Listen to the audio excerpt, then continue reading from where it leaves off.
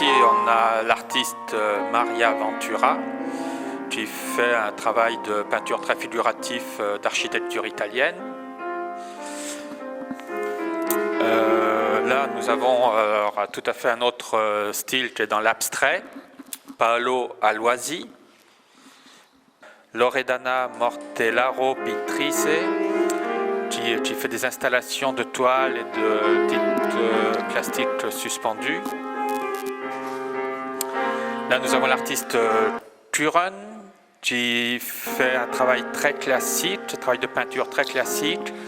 Alors, ça fait penser un peu à l'exode, ça fait penser à l'immigration, ce travail de peinture. Donc là, nous avons de nouveau, de ce côté-ci, un tableau de Loredana Mortellaro, son travail très contemporain. Là, nous avons un artiste où il y a 4 toiles qui s'appelle Letizia Cagliazzo. Donc, c'est un travail photo travaillé sur l'ordinateur. C'est un travail très intéressant. Là, nous avons un travail de peinture beaucoup plus classique, Graziella Gangi, un très beau travail de peinture très classique. Ici, nous avons un sculpteur, je crois que c'est le seul sculpteur de l'exposition, Salvatore Modica. Donc, il sculpte tout un tas de démons, ça fait penser un peu aux gargouilles de la cathédrale de Notre-Dame de Paris, si on peut faire un rapprochement. Donc là aussi, c'est une sculpture du même artiste, du même sculpteur.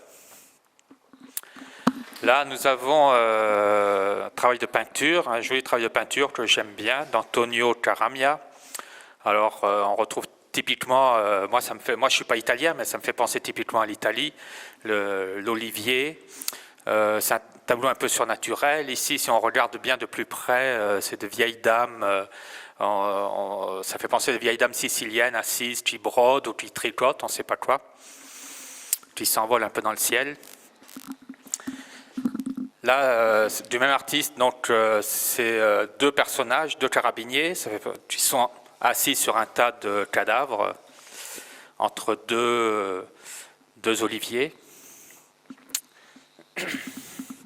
Alors ici, nous avons un artiste qui fait une expo un peu personnelle dans cette expo collective, qui s'appelle Clélia Celebini. Alors il y a ces deux tableaux qui sont assez sombres, qui pourraient faire peur même, un peu inquiétants. Et à côté de ça, il y a 4 autres tableaux qui sont plus orientés dans l'art déco et tout à fait d'un autre style. Stefania Capelletti, qui fait un travail de peinture beaucoup plus classique avec une peinture figurative de Venise. Et nous avons encore un petit tableau là qu'on n'a pas vu. Voilà, Isabella Bay, qui a un travail de peinture assez contemporain entre l'abstraction, entre le figuratif et l'abstrait, des formes géométriques comme ça, des formes, des couleurs, travail de couleurs.